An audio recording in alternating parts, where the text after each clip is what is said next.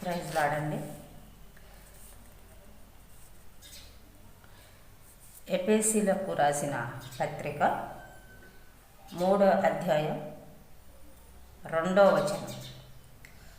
కుక్కల విషయమై జాగ్రత్తగా ఉండుడి, దుష్టులైన పనివారి విషయమై జాగ్రత్తగా ఉండుడి. ఈ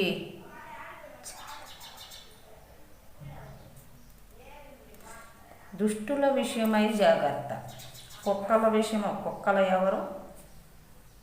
పనివారేనండి. కుక్క స్వభావము కలిగిన వారు అంటే పాత జీవితాన్ని వదిలేసి ప్రభువులోకి వచ్చాము అంటారు. కుక్క వలె మళ్ళీ ఎనదిరిగి పాత జీవితం, రోత జీవితం అనుసరించటానికి దానికే పురుకొల్పబడతారు. అంటే మళ్ళీ పాత రోత జీవితంలోనే బతుకుతుంటారు, కానీ దేవుడు మాట చెప్తారు. ఇలాంటి విషయమై మీరు బాగుగా జాగ్రత్తగా ఉండాలి. ఆమేన్. ఇది ఆ ముసుగు వేసుకున్న వాళ్ళు ఎవరు?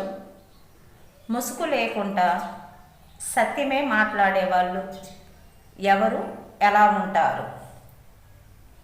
వీళ్ళను గమనించుట ఎలా, వీళ్ళను గుర్తుపట్టుట ఎలాగా అనేది ఖచ్చితంగా తెలుసుకొని ఉండాలి.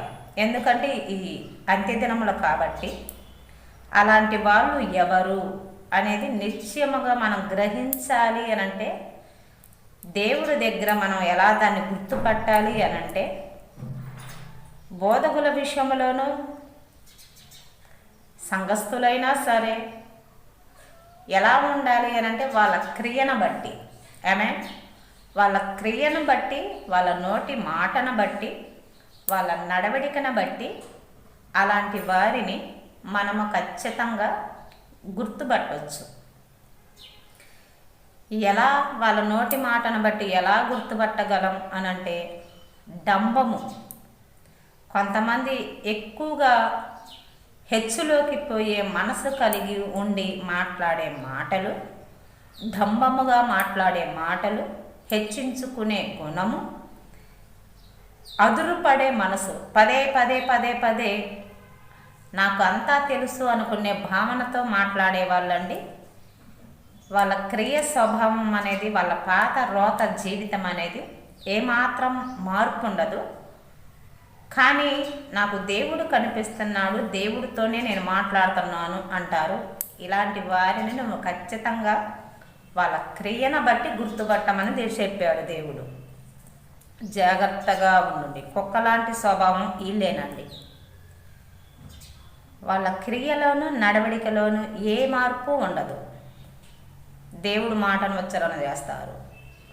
ఇలాంటి వారిని మనం ఖచ్చితంగా గుర్తు పట్టగలగాలి. ఈ అంత్యదినముల్లో మోసపోకుడి, దేవుడు ఎక్కిరింతల పాలు కాడు.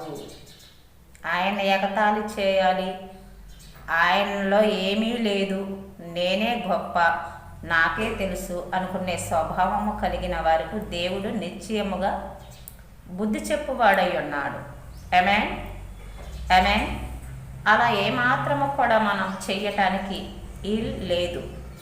దేవుణ్ణి ఎరిగాము అనంటే ఒక క్రియ అనేది మనలో, ఒక మాదిరి అనేది మనలో నిశ్చయముగా ప్రత్యేకించబడి కనిపించాలి. నడవడికలోను మాట తీరులోను.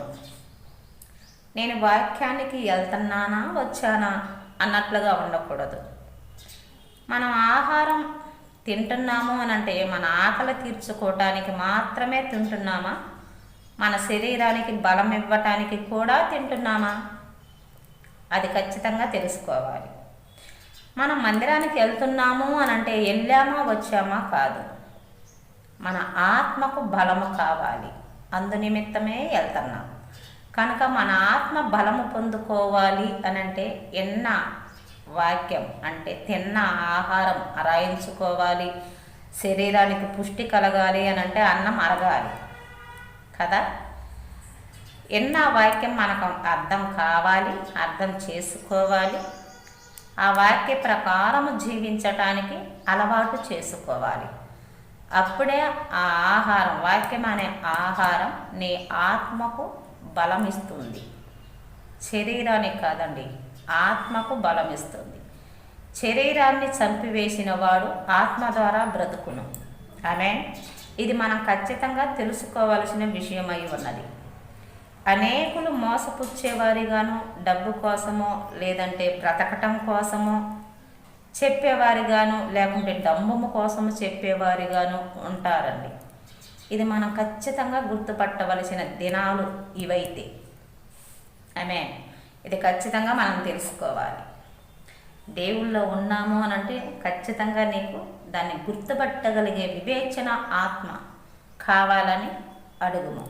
ఆమేన్. దేవుడు దానికి మీకు ఖచ్చితంగా సహాయం చేస్తాడు. ఆమేన్. దేవుడు మిమ్మల్ని ఆశీర్వదించునుగాక. దేవుడు మిమ్మల్ని దీవించునుగాక.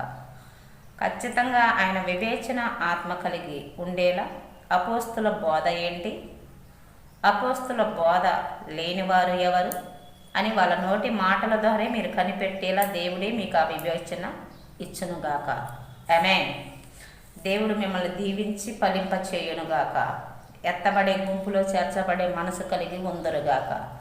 మీరు కుటుంబాలు మీరు ఆశీర్వాదకరముగా మార్చబడదురుగాక. ఆమేన్.